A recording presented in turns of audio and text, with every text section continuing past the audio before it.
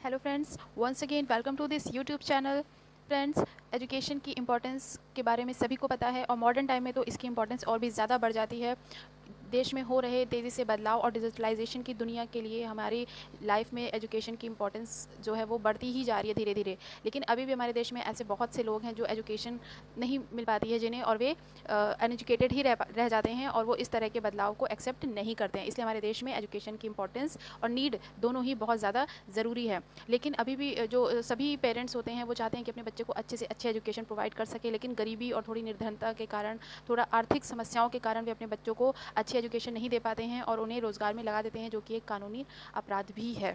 तो इसलिए ऐसे गरीब तबके के बच्चों के लिए और निर्धन और आर्थिक रूप से जो फाइनेंशियली वीक हैं, कमज़ोर वर्ग है, उनके लिए एक भारत में शिक्षा से संबंधित एक अधिकार, राइट टू एजुकेशन, शिक्षा का अधिकार बनाया गया है, जिसके तहत जो कमज़ोर वर्ग के लोग हैं वे प्राइवेट स्कूल्स में, अच्छे से अच्छे स्कूल में अपने बच्चों को दाखिला करा सकते हैं और अपने बच्चों को एजुकेशन अच्छी दिला सकते हैं। तो आइए इस वीडियो में हम जानते हैं क्या है आरटीआई, इसकी आवश्यक योग्यताएं, आवश्यक डॉक्यूमेंट्स, कौन कौन से दस्तावेज चाहिए इसके एडमिशन के लिए, क्या प्रोसेस होती है, फॉर्म भरने से लेकर एडमिशन तक की पूरी जानकारी आज हम लोग इस वीडियो में कवर करेंगे। तो प्लीज़ वीडियो को शेयर कर दीजिए, जिससे कि ज़्यादा से ज़्यादा लोग इस आरटीई से अवेयर हो सकें, उन्हें पता चल सके, और वे भी अगर उनको भी ज़रूरत हो इस एक्ट की बच्चों को शिक्षित करने में या किसी की अगर वे हेल्प कर सकें तो प्लीज़ वे इसके माध्यम से उनकी हेल्प करें। तो चलिए हम लोग स्टार्ट करते हैं।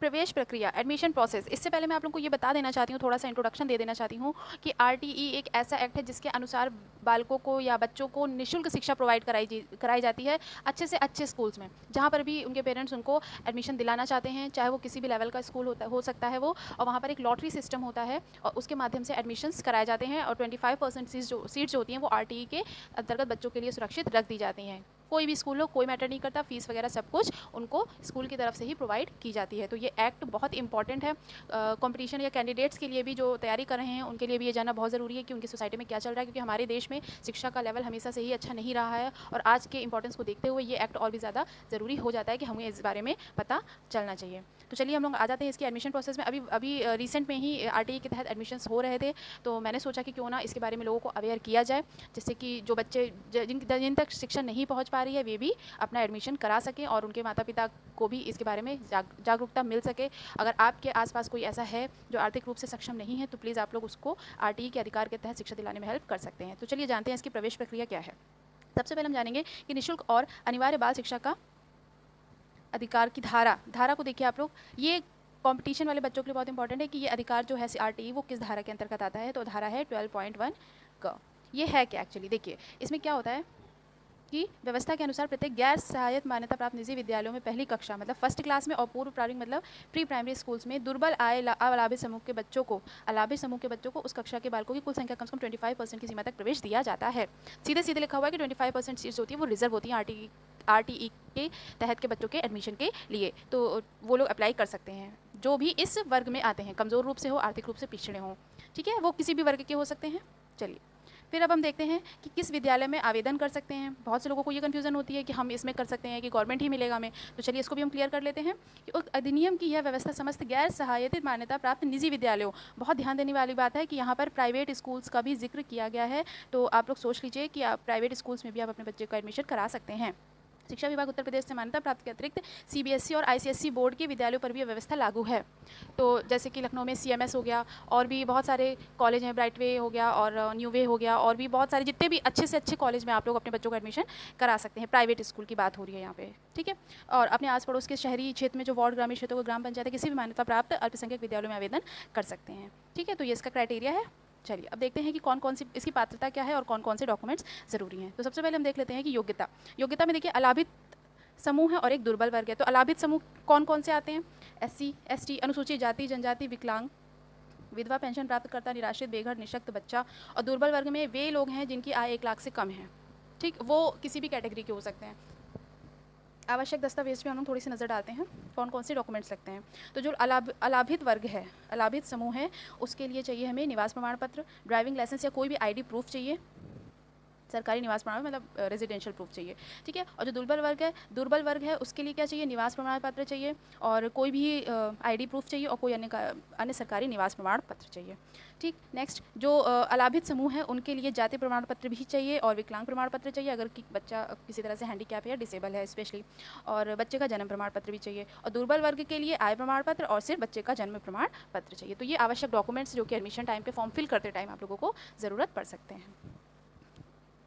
चलिए अब हम ये जान लेते हैं कि आस पड़ोस की क्या परिभाषा है, मतलब मतलब कितना क्राइटेरिया होना चाहिए। तो शहरी क्षेत्रों में देखिए, वर्तमान में शहरी क्षेत्रों में आस पड़ोस की परिभाषा वार्ड है, जो कि पहले 1 किलोमीटर की थी, मतलब 1 किलोमीटर की रेंज में जो पहले माना जाता था उसको वार्ड कहा जाने लगा है। तो 1 किलोमीटर की रेंज में आपके एरिया में जितने भी अच्छे से अच्छे स्कूल होंगे आप उनके लिए अप्लाई कर सकते हैं। और ग्रामीण क्षेत्रों के लिए क्या है कि आस पड़ोस की परिभाषा वर्तमान में ग्राम पंचायत से हो गई है कि मतलब पर्टिकुलर किसी एक ग्राम पंचायत में जितने भी स्कूल या विद्यालय आते हैं आप उनमें अपने बच्चे का दाखिला करा सकते हैं।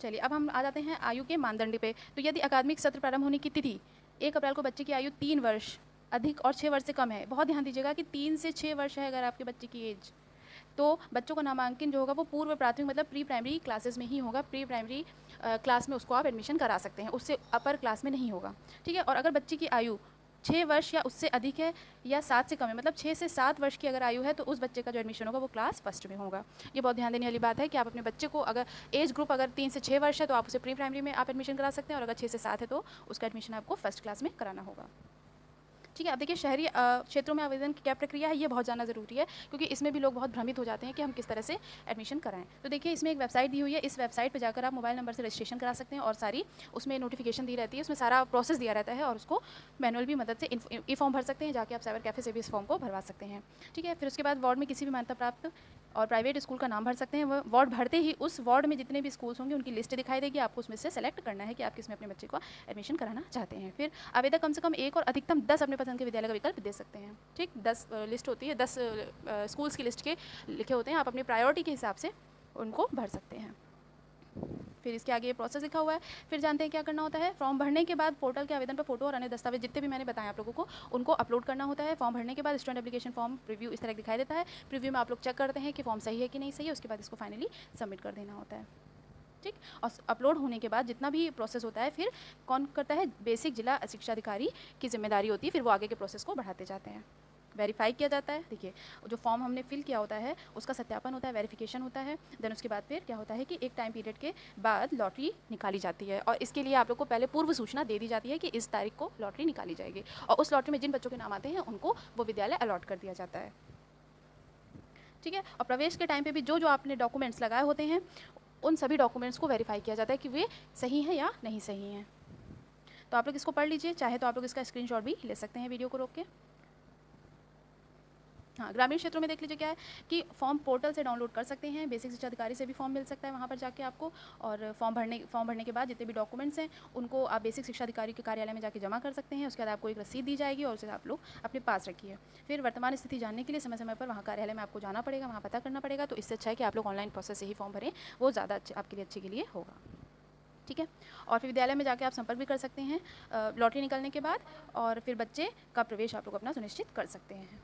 तो आई होप ये वीडियो आप लोगों के लिए बहुत ही ज़्यादा हेल्पफुल रही होगी, और उनके लिए तो बहुत ही ज़्यादा जो आर्थिक रूप से गरीब हैं और अपने बच्चे का एडमिशन तो कराना चाहते हैं, उन्हें शिक्षा तो प्रदान करना चाहते हैं, लेकिन आर्थिक कारणों की वजह से वे उन्हें एडमिशन नहीं करा पा रहे हैं अच्छे स्कूलों में। तो आप लोगों से मेरी रिक्वेस्ट है कि अगर आप लोगों को इसकी ज़रूरत है तो ठीक है, आप लोग इसे एक्सेप्ट करें। अदरवाइज़ अगर आपके एरिया में ऐसा कोई है जो नीडी है इसका, तो प्लीज़ RTE के तहत आप लोग उस बच्चे का भी एडमिशन कराएं, जिससे कि उसका भविष्य भी उज्जवल हो सके।